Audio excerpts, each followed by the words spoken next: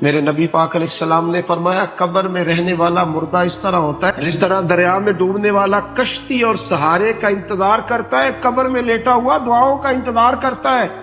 وہ وہاں لیٹا انتظار کرتا ہے کہ میرا بھائی میرے لیے دعا کرے، وہ انتظار کرتا ہے کہ میرا بیٹا میرے لیے دعا کرے، وہ انتظار کرتا ہے کہ میری بیٹی میرے لیے دعا کرے۔ دعا وہ قیمتی تحفہ ہے جس وقت قبروں میں جانے والے بھی انتظار کر رہے ہیں۔ کوئی دعا کرے، کوئی دوست دعا کر دے۔